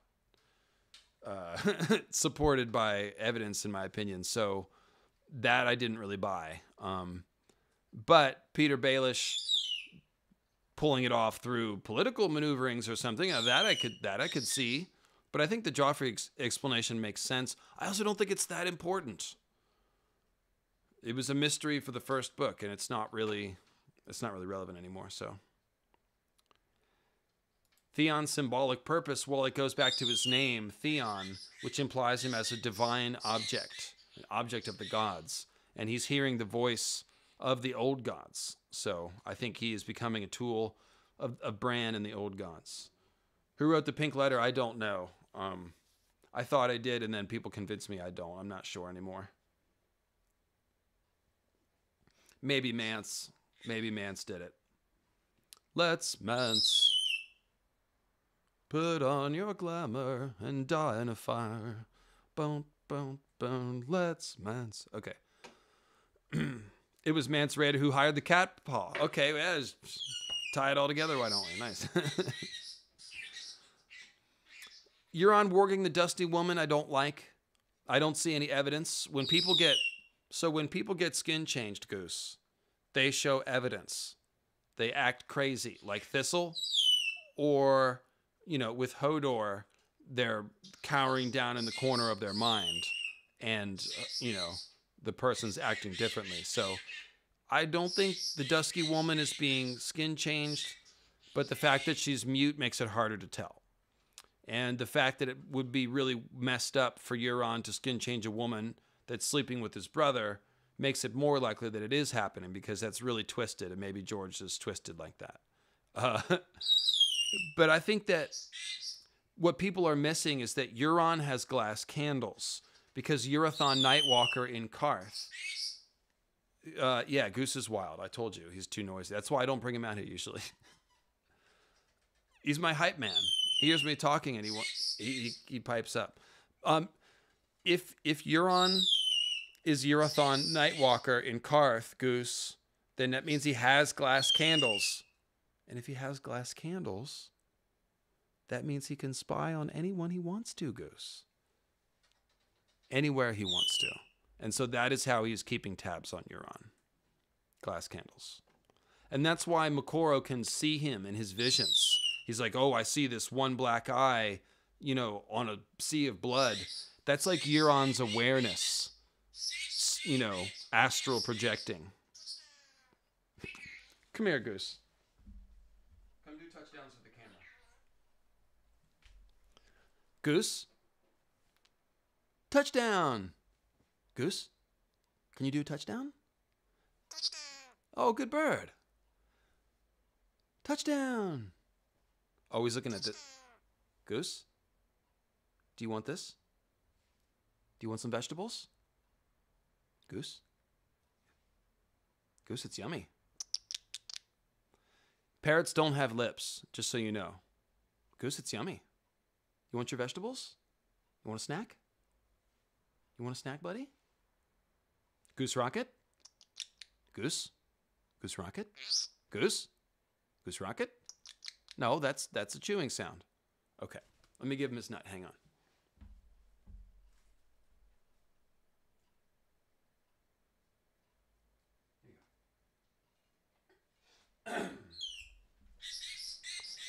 All right. Anyways, about ready to wrap it up, guys. So,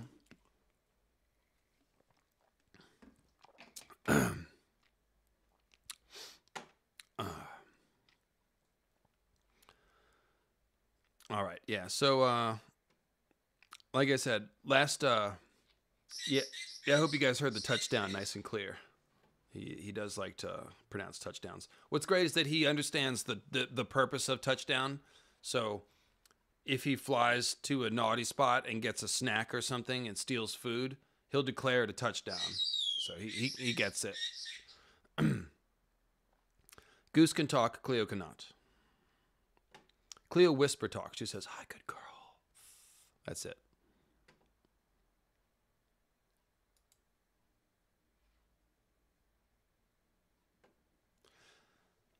The Manderleys were the OG owners of the Shield Islands.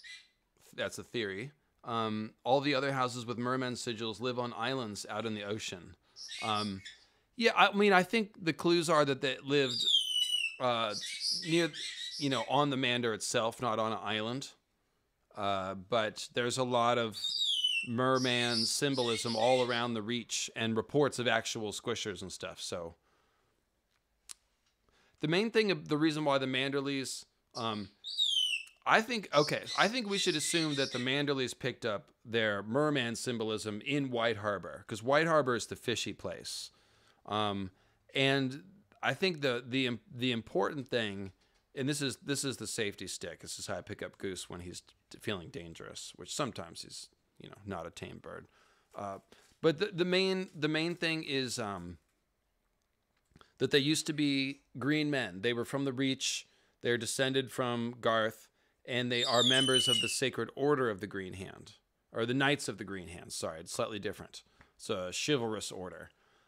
So when they go to White Harbor, they become both frozen and drowned, which is the story of the green men turning into others, essentially. So, right on, right on. I don't do Dune content because not a huge Dune fan, and I really only cover stuff that I'm very passionate about. So, which is basically A Song of Ice and Fire and real world mythology. Okay. Okay, Goose. All right, guys. Thank you very much. It's been a lovely stream. I will definitely see you next Sunday at 3 p.m. And if you have not subscribed to Mythic Concepts, there's more LML content waiting for you. So go on over to Mythic Concepts, check out the videos I have there, and I've got a new video coming soon on that channel. So I need to get over 4,000 watch hours in order to monetize the channel, guys. So I really would appreciate if you guys would go over and watch the videos, help me get over that hurdle so I can monetize that channel and pay my rent. That'd be cool. All right, guys. It's time is up. See you next week.